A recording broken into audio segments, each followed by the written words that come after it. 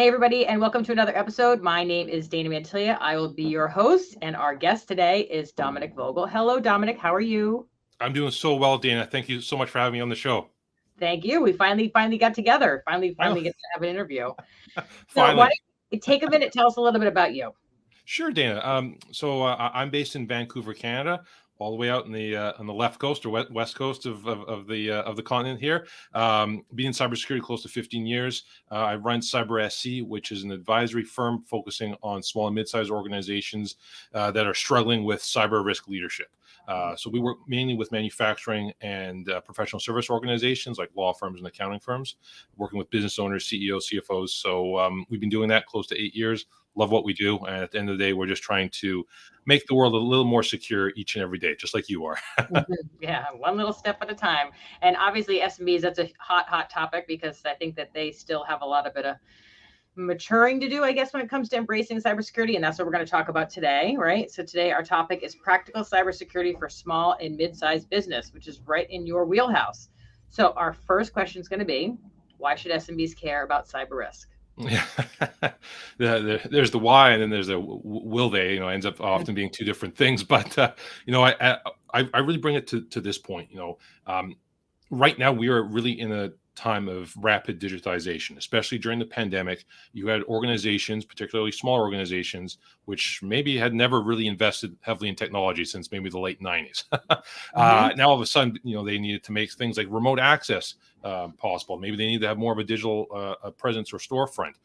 This has really brought cyber risk right to the smallest of organizations. And I always jokingly say that unless you're selling tacos out of the back of your Volvo in all cash deals, you're a digital company, right? Even the smallest of companies is a digital company. And with that comes cyber risk.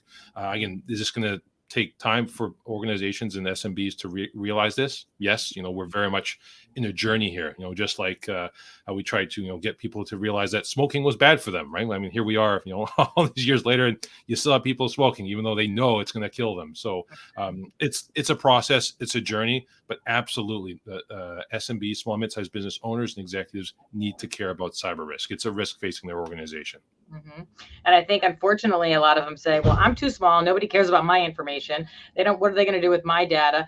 And the thing that I like to say to them is that, okay, you might not think that your data is that important to them, but it's pretty dang important to you. And if you were to lose access to it and couldn't get to it, that would kind of be a big deal. And I'm sure your clients wouldn't be too happy if their information was all over the place. So it's like a shift in mentality that I think they have to start with. Absolutely, and Dan, I love that point. I use that as well. With organizations, like you're saying there, we're too small. We don't have anything that someone's going to find valuable, and that may be true. Like I said, 10 years ago, 5-10 years ago, but now, like exactly like you so eloquently said there, it's valuable to you as an organization today. If you were to, like I said, even if you just think about a 2-person company, right? They use computers, they use online services. They lose access to the things that they need to do to fulfill their mission. They can't operate as an organization. So it is valuable to someone. It's valuable to them. And that's the thing, is people don't recognize that. So it's so important that there's great communicators like you out there, Dana, saying that. Well, I think what I'm trying to do, and what I think a lot of us are trying to do, is just make it less intimidating, the language in which people are talking, because as soon as it starts getting too technical and the jargon gets thrown in there, a non-technical business owner is like, okay, never mind, I got to go, I got to get back to work, and they don't even want to hear about anything else. So that's what I'm trying to do, is help everybody understand some of the basic stuff that they could be doing, that if we were all doing the basics, we would be in a much better boat than we are in right now. That's so true. That's so true. And I love what you said there too about the jargon. We need to emphasize the word risk. One of the reasons why I've always hated the term cybersecurity, that sounds like a tech term, right? And if it's a tech term, that gets sort of allocated to the IT guy or the IT service provider, it gets relegated. But if we focus on it more of a risk, well, risks are what the business owners, what the executives are going to focus on. Mm-hmm. Yep. So this ties into our next question, which is a good one. So what are the top 3 things that an SMB should try to do to reduce cyber risk? Yeah, and again, I'm not going to get into the technical minutia of what they should do, but there's a couple sort of you mentioned the word hygiene, basic foundational things that they should be focusing on. So the first thing is, and it is somewhat technical, but it's leveraging multi-factor authentication. In this day and age, any email access and any remote access needs to be locked down with multi-factor authentication. And for those of those today listening or watching this, they don't know what that is. Basically, it's an additional form of authentication. It goes beyond username and password, right? And the best type is where maybe it gets tied to your phone, not necessarily through an SMS, but maybe through an authentication app, where then you're able to validate, yes, that's me signing in, right? So it's adding, like a better term, an additional layer of security to that authentication process. So that's one of the most important things. I always tell even the smallest of businesses, if you're going to do anything, if you take anything away from my ramblings, just turn on MFA, please. Just do that, right? So that would be the first one. The second one would be understand, where does your most critical data live? And again, not necessarily critical to someone else, but like map it to your critical business processes, right? What are the most critical business processes that your organization relies on? Where is the data that feeds into those processes? And also maybe what are the systems, whether you own them or whether they're cloud-based, where do they exist? Having that level of visibility, and then looking at, okay, what other aspects of security could we add on here? Maybe there's data encryption. Maybe there's, maybe we can do something else. Really focus again your efforts on the most important assets that make your organization run. I always tell people there's no point securing your Miley Cyrus MP3s to the same point that you're protecting your most critical data. If you're protecting them the same, you're failing at security, right? So focus, identify that.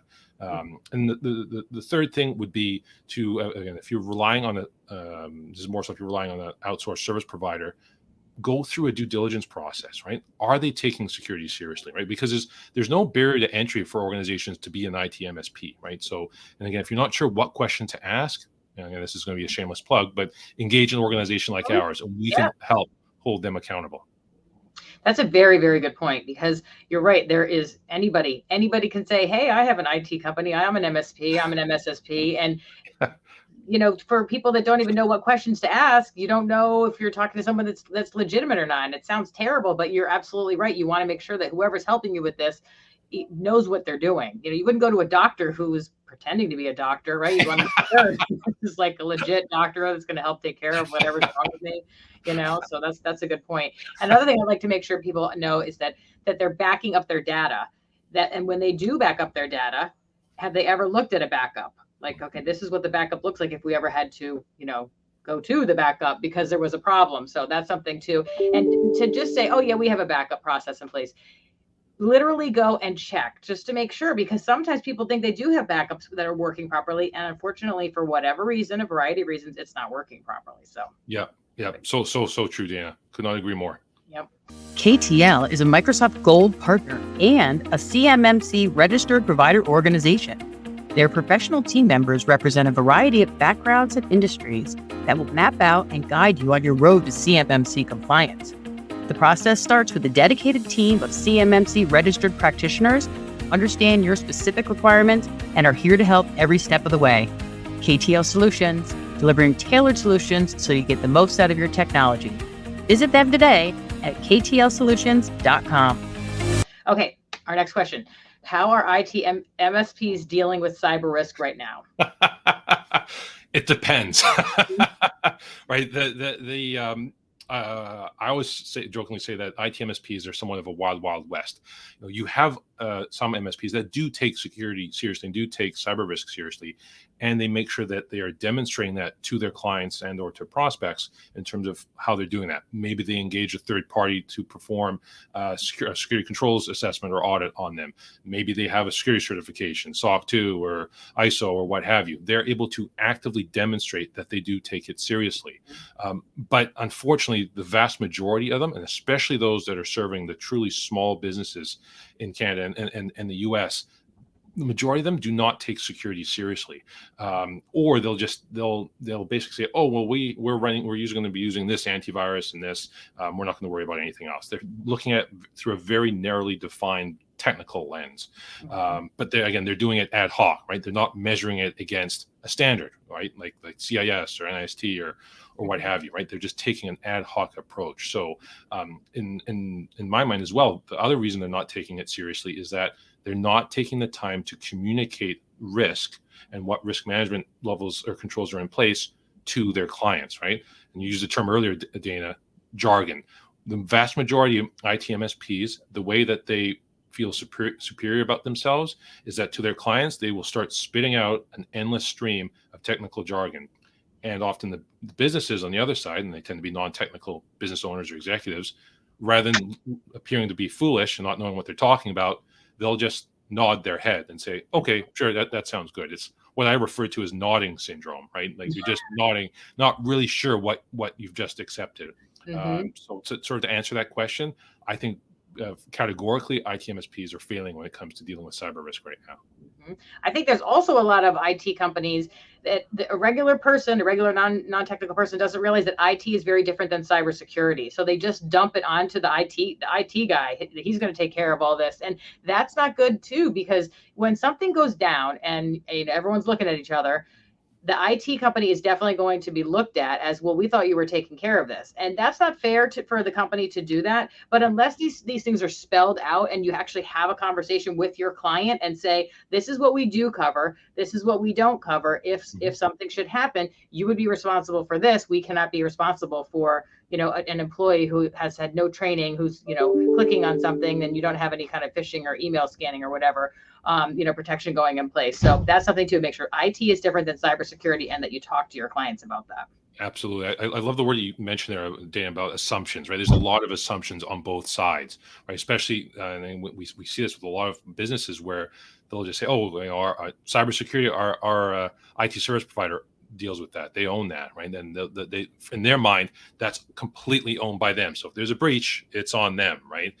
They don't realize that, well, you need to be doing due diligence. You need to be making sure from a governance and oversight and accountability perspective, you are holding them accountable. It's no different than if it was an internal group, right? And that's like I said, there's a lot of assumptions. And the main root of the problem is that both sides don't know how to communicate to one another. And that's why it's so important that there's people like you and I to help, and others to help from a conduit perspective, right? Where we can speak to the technical side, but we can speak to the business side, and then we need to shorten that gap. That's the main problem right now, is that there's a massive communication chasm between the IT MSP side and then the business side. Yeah, absolutely. And you're right. We do need to bridge that gap, which is what we're doing right now, right? Exactly. All right. So our last question is, what can a business owner do when it comes to cyber risks? So what's the business owner supposed to be doing? Well, not somewhat adding in terms of what we were talking about earlier, I'll add sort of two things here again through that risk lens. The one is to just have a dose of humility and recognize that as a business owner, that cyber risk needs the same attention and respect that operational risk, financial risk, personnel risk warrants. Cyber risk is no different. As a business owner, you need to take that risk seriously, and you need to look at it through, like I said, that broader enterprise risk management lens, just like you do with any other business risks facing your organization. So, I mean, first and foremost, do not see it as an IT issue. See it as a risk. And then, like I said, couple that with a dose of humility and recognize your limitations, right? And if you don't have internal IT and or cybersecurity leadership, engage in a third party, engage in a reputable firm that can help provide that level of leadership, so you know how to hold your IT service provider accountable, or how you're able to then maybe hold your internal IT guy or internal IT team accountable. You need to be able to recognize that at the end of the day, it's a risk, and it's okay to ask for help, right? You need to be able to treat it as a risk first and foremost. And the last thing that I'll add to that is that it's not something that you can just insure away, right? Right. I cannot tell you, I'm sure you see this too, Dana, there's so many businesses, especially small businesses, that say, oh, we have cyber insurance, we're not worried, right? And we're not going to do anything further about cybersecurity, right? That's like me saying, well, I have fire insurance, so I'm just going to rip out my smoke alarms and throw away my, just walk around with, lighting matches in the house. That doesn't make sense, right? A lot of people don't understand the basics of insurance.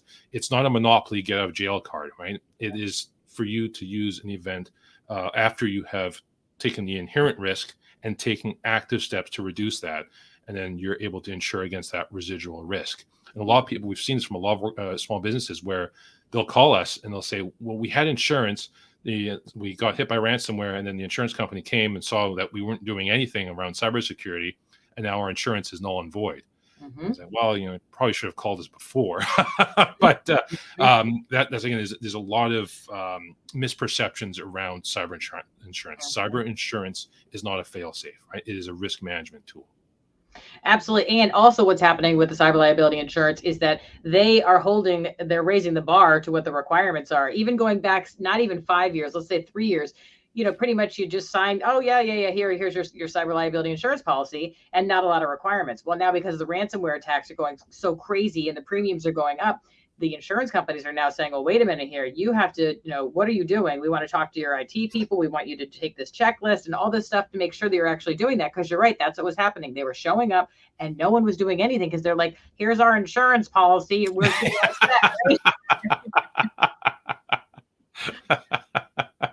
Like I said, it's the Monopoly get out of jail card, how they view it. Yes, You don't collect $200 and you do not get the pass go. Yeah, no, that's for sure. That's for sure. Well, this was really, really helpful. I really appreciate your time. Is there anything you want to throw out there beforehand? Last minute tidbit. Honestly, the last thing I'd say is, love all that you do, Dana. Thank you for being such an amazing ambassador and communicator in trying to bring cyber risk management, cybersecurity to the masses, right? People like you are what's going to push the industry forward. And I appreciate all that you do. And thank you so much for having me on the show today, Dana. That means a lot to me. Thank you so much. Thank you. Hopefully we'll have you back again. I look forward to it. All right. Awesome. Well, thank you everybody out there for watching and listening. And we hope to see you on the next episode. Take care. Bye-bye. Yeah.